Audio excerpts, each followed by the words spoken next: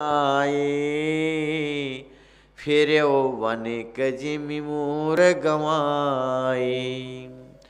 श्री राम जी की आज्ञा मेटी नहीं जा सकती है। इधर कर्म की गति बड़ी कठिन है, उस पर कुछ भी बस नहीं चलता। श्री राम लक्ष्मण और सीता जी के चरणों में सिर नवाकर सुमंत्र जी इस तरह लौटे जैसे कोई व्यापारी अपना मूलधन पूंजी कमा कर लौट रहा हो। रथ हाँ क्यों है राम तन हेरि हेरि नाय, देखि निषाद विषाद बस धुनहि शीस पछिताय। लाचार होकर सुमंत्र जी ने रथ को हाँका, लेकिन घोड़े जो पशु है वो राम जी को देख देख करके हिनहना आ रहे हैं, उनके पैर नहीं आगे बढ़ रहे हैं, हिनहिना आ रहे, बेचारे बोल नहीं सकते, आंसू आंसू उनके झर रहे हैं, खाना पीना उन्होंने छोड़ दिया। ये देखकर निषाद लोग बड़े दुखी हो रहे हैं कि जिनके विरह में पशुओं की ये दशा है तो मनुष्य कैसे जिंदा रहेंगे। सभी निषाद सिर धुन कर पछता रहे हैं। जासु वियोग विकल पशु ऐसे, प्रजा मातु पितु जियई कैसे। बरबस राम सुमंत्र पठावा, बरबस राम सुमंत्र पठाए, सुर सर तीर राम तब आए। जिनके वियोग में पशुओं की ये दशा है, व्याकुल है, रो रहे हैं, खाना पीना चरना घास छोड़ दिए हैं, उनके वियोग में प्रजा और माता पिता कैसे जिंदा रहेंगे। श्री रामचंद्र जी ने जबरदस्ती सुमंत्र जी को लौटा दिया और फिर गंगा जी के तरफ आगे बढ़े।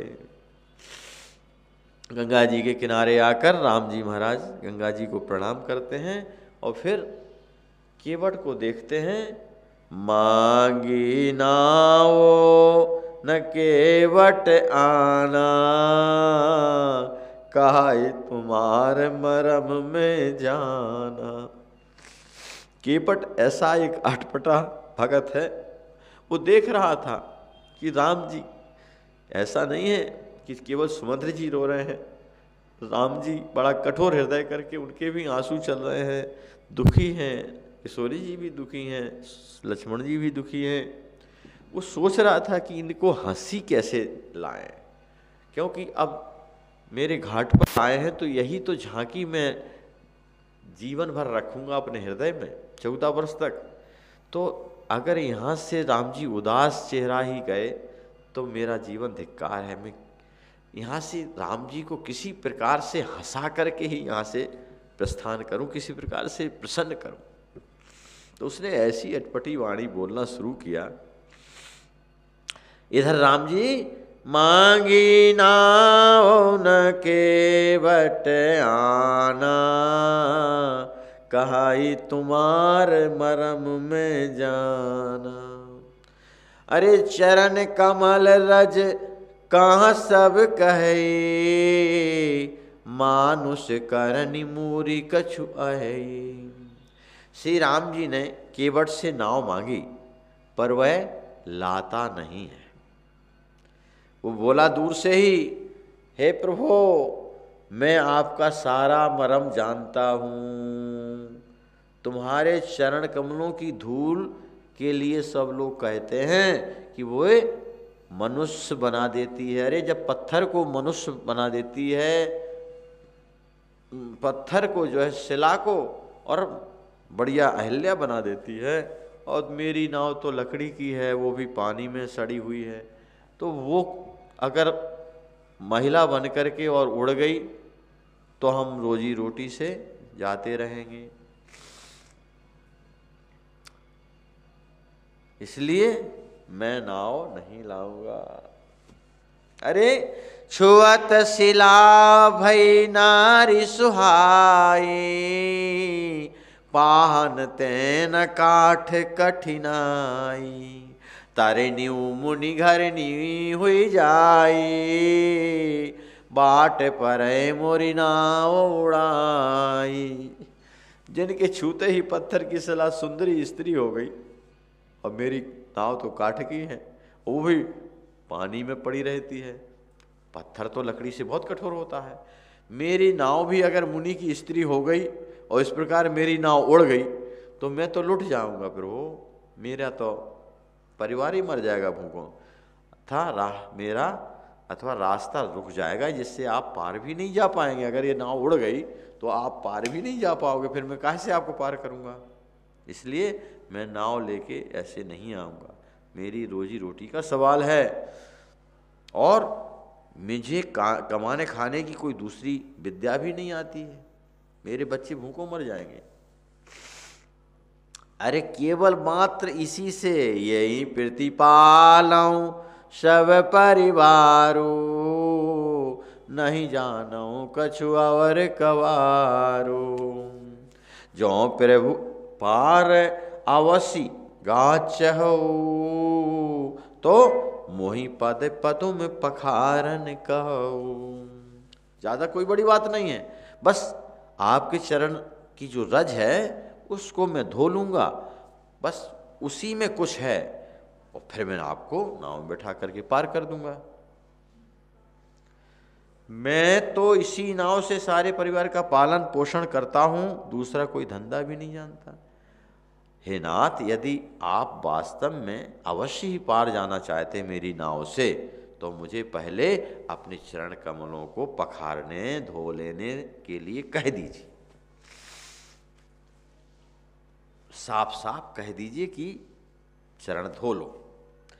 पद कमल धोई चढ़ाई नाव, न नाथ उतराई चहो, मोहि राम रावरी आन दशरथ, शपथ सब सांची कहूँ।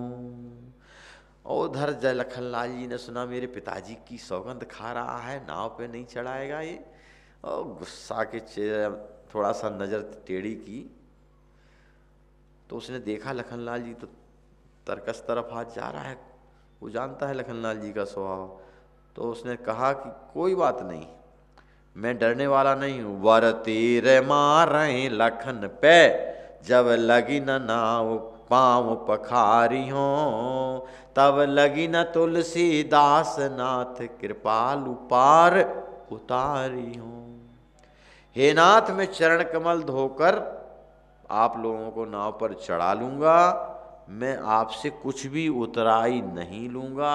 हे नाथ, मुझे आपकी दुहाई है और आपके बाप दशरथ जी की सौगंध है, मैं सब सच सच कह रहा हूँ। लक्ष्मण भले ही मुझे तीर मार दें, पर जब तक मैं पैरों को पखार ना लूंगा तब तक हे गोस्वामी तुलसीदास जी के नाथ, कृपालु में पार नहीं उतारूंगा। अब इधर राम जी सुन सुन करके उसकी अटपट वाणी, सुनी के वट के बैन, प्रेम लपेटे अटपटे। अरे एक चरण धोए थे श्री जनक जी महाराज ने कन्यादान के समय, किशोरी जी को अर्पण करने के पहले, और आज ये उन्हीं चरणों को धोने के लिए ऐसा हट किए हुए हैं। सुन के वट के बैन, प्रेम लपेटे अटपटे, बेसे करुणाएन, चितई जानकी लखन तन। केवट के प्रेम लपेटे हुए अटपटे वचन सुनकर करुणा निधान श्री रामचंद्र जी, जानकी जी और लक्ष्मण जी की ओर देखकर खूब हंसे।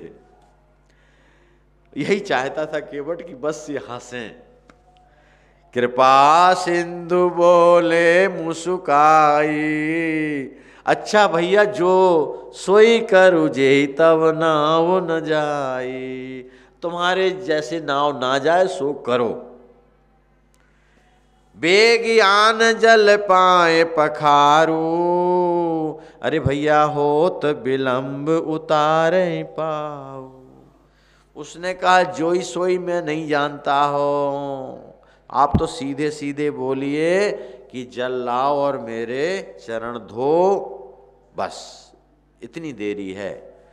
तब कहना पड़ा राम जी को, बेगी आन जल पाए पखारू, हो तो विलंब उतारे पारू। कृपा के समुद्र श्री रामचंद्र जी केवट से मुस्कुराकर बोले, भैया तू वही कर जिससे तेरी नाव उड़ ना जाए, जल्दी पानी ला और पैर धो ले, देर हो रही है, मुझे जल्दी से पार उतार दे। जासु नाम सुमिरत एक बारा, उतरहि नर भव सिंधु अपारा। सोई केवट सोई कृपालु केवट ही निहोरा, जेहि जग कियति हूँ पगहूँ ते थोरा। एक बार, केवल एक बार जिनका नाम स्मरण करते ही मनुष्य अपार भवसागर के पार हो जाते हैं। और जिन्होंने बावन अवतार में जगत को 3 पग से भी छोटा कर दिया था, 2 ही पग में त्रिलोकी को नाप लिया था, वही कृपालु रामचंद्र जी आज गंगा जी से पार उतारने के लिए केवट का निहोरा कर रहे हैं। इधर गंगा जी ने देखा वो चरण कमल जिनसे मैं निकली हूँ, आज उनके दर्शन हो रहे हैं मुझे। पद नखनी रखी देव सरिहर सी, सुनी प्रभु बचन मोह मति करसी। केवट राम रजाय सुपावा, पानी कठौता भरि ले आवा। प्रभु के मुस्कुराते हुए इन वचनों को सुनकर गंगा जी की बुद्धि मोह से खिंच गई। वे साक्षात भगवान होकर भी पार उतारने के लिए केवट का निहोरा कैसे कर रहे हैं, परंतु समीप आने पर अपनी उत्पत्ति के स्थान उन पदनखों को देखते ही उन्हें पहचान कर देवनती गंगा जी हर्षित हो गईं। वे समझ गईं कि भगवान नरलीला कर रहे हैं, इससे उनका मोह नष्ट हो गया और उन चरणों का स्पर्श करके मैं धन्य होऊंगी, ये विचार कर हर्षित हो गई। केवट रामचंद्र जी की आज्ञा पाकर कठौते में, लकड़ी के कठौते में जल भरकर ले आया। अत्यानंद उमंगे अनुरागा, चरण सरोज पखारन लागा। क्या भाग्य केवट का। बरसे सुमन सुर सकल सिहाही, यही सम पुण्य पुंज को नाही। अत्यंत आनंद और प्रेम में उमंग कर वह भगवान के चरण कमल धोने लगा। सभी देवता फूल बरसाकर ईर्षा करते हैं कि इसके समान हमारा भी भाग्य नहीं है, कितना पुण्य की राशि इसका है। पद पखारी जल पान करी, आप सहित परिवार। सबको चरणामृत दिया। पितर पार कर प्रभु पुनि, मुदित गयो ले पार। चरणों को धोकर सारे परिवार को और स्वयं उस चरणोदक को पान कर महान पुण्य के द्वारा अपने पितरों को भवसागर से पार कर फिर आनंद पूर्वक प्रभु को रामचंद्र जी को गंगा जी के पार ले गया। उधर पहुंचने पर उतारे ठाड़ भय सुर शरीरेता, सिय राम गोहे लखन समेता। केवट उतरी दंडवत कीना, प्रभु ही सकुच यही नहीं कछु दीना। निषाद राज और लक्ष्मण जी सहित सीता जी और रामचंद्र जी नाव से उतरकर गंगा जी की बालू में खड़े हो गए। तब निषाद राज ने साष्टांग दंडोत किया।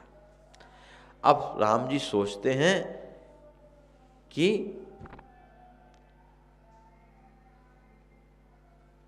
क्या करूं, प्रभु को बड़ा संकोच हो रहा है कि इसको मैंने कुछ दिया नहीं, क्या दूं, हमारे पास कुछ है ही नहीं।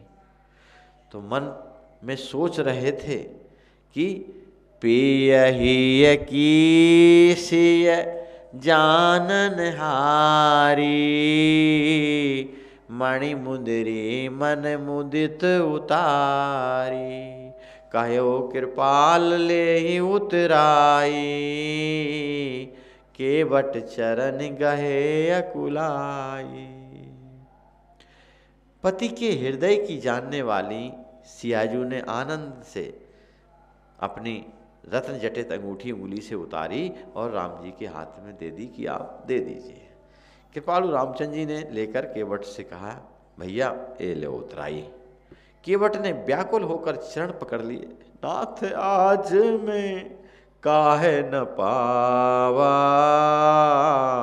मिटे दोष दुख दारिद दावा, बहुत काल में कीन मजूरी, आज दीन विधि बनी भली भूरी।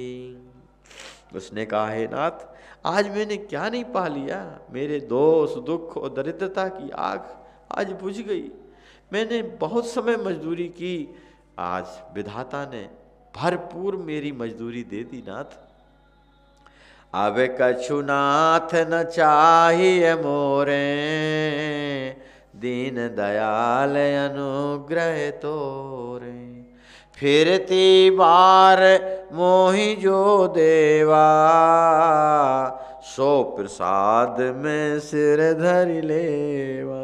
हे नाथ, हे दीनदयाल, आपकी कृपा से अब मुझे कुछ नहीं चाहिए। लौटती बार आप मुझे जो कुछ देंगे वह प्रसाद में सिर चढ़ा कर लूंगा। राम जी ने बहुत आग्रह किया, लखनलाल जी ने आग्रह किया, किशोरी जी ने आग्रह किया, पर उसने नहीं लिया।